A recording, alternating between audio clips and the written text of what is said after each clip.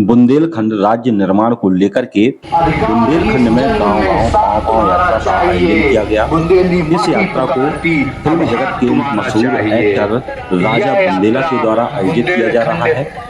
बुंदेलखंड को पृथक राज्य बनाने के संकल्प के साथ बुंदेलखंड संयुक्त मोर्चा के नेतृत्व में यह यात्रा निकाली जा रही है। इस यात्रा में जनपद बावना में व्यापक जन समर्थन मिल रहा है। आप वीडियो के माध्यम से देख भी सकते हैं कि किस तरीके से गांव-गांव पांव-पांव यात्रा में लोगों की भारी भीड़ है। पद यात्रा का उद्देश्य क्षेत्र के युवाओं को उनके घर के पास ही रोजगार उपलब्ध कराना, पलायन रोकना है। बुंदेलखंड के सर्वांगीण विकास के लिए राज्य की मांग को जन-जन तक पहुंचाना है।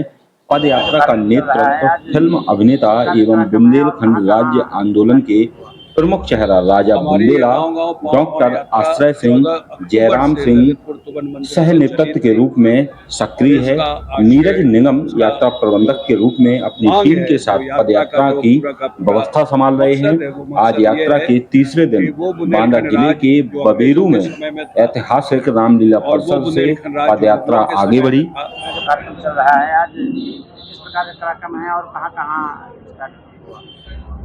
हमारी ये गांव-गांव पांव-पांव यात्रा 14 अक्टूबर से ललितपुर तुगन मंदिर से चली थी और इसका आश्रय, इसका जो मांग है, जो यात्रा का जो पूरा का पूरा मकसद है, वो मकसद ये है कि वो बुंदेलखंड राज जो अंग्रेज़ों के समय में था और वो बुंदेलखंड राज जो मुगलों के समय में था, देश की आज़ादी के बाद 1956 तक वो बुंदेलखंड राज्य था। उसके बाद उसको तोड़ा क्यों गया और तोड़ के उसके दो भागों में क्यों बांटा गया, पहले तो सरकारें इस बात का जवाब दें। दूसरा, चलिए वो हो गया, 77 साल हो गए, अब बुंदेलखंड राज की पुनः स्थापना की जाए। हम अपने नदियों का पानी, हम अपनी 5 जगह जो बिजली बनाते हैं, हमारी जो खनिज संपदा है, अब हम और किसी को नहीं देंगे। खनिज संपदा जो है वो हम किसी को नहीं देंगे। यहाँ पर बिजली होगी तभी यहाँ रोजगार होगा।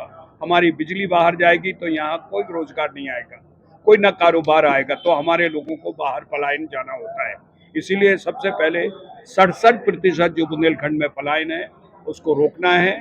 नौजवान जब यहाँ रुकेगा तो यहाँ विकास का बहुत बड़ा एक दरवाज़ा खुलेगा और वो तभी होगा जब हमारा बुंदेलखंड राज होगा। दूसरों को, हम पर जो हम जिनकी गुलामी कर रहे हैं उनके अधिकार में 77 साल हम रह चुके हैं और आज तक हमारा कोई विकास नहीं हुआ, सिर्फ हमारी तबाही हुई है और बुंदेलखंड की लूट हुई है। बताइए प्रस्ताव कहाँ तक पहुँचा? बुंदेलखंड अलग रास्ता प्रस्ताव बुंदेलखंड का माननीय गृह मंत्री अमित शाह जी के पास है, माननीय प्रधानमंत्री जी को भी दे दिया गया है। पिछले दिनों 26 तारीख को बहुत बड़ी प्रेस कॉन्फ्रेंस दिल्ली में हुई थी, उसके उसी कॉन्फ्रेंस के बाद हमने ज्ञापन भेजा है माननीय अमित शाह जी के यहाँ, प्रधानमंत्री जी के यहाँ, और उस पर हम लोगों ने समय मांगा है कि हमें चर्चा के लिए समय दिया जाए। क्योंकि आवाज उठ रही है, उनमें अमल क्यों? आप पूरा सवाल का जवाब सुन लिया करिए ना, हम तैयार तो हैं, इसीलिए रोके। हम चूंकि एक कटिबद्ध क्रमबद्ध तरीके से हम एक यात्रा कर रहे हैं। हमारा मकसद है कि 7 जिलों में हम गांव-गांव जाकर वहां के प्रधानों से लेटर लें और वो पत्र हम प्रधानमंत्री को दें।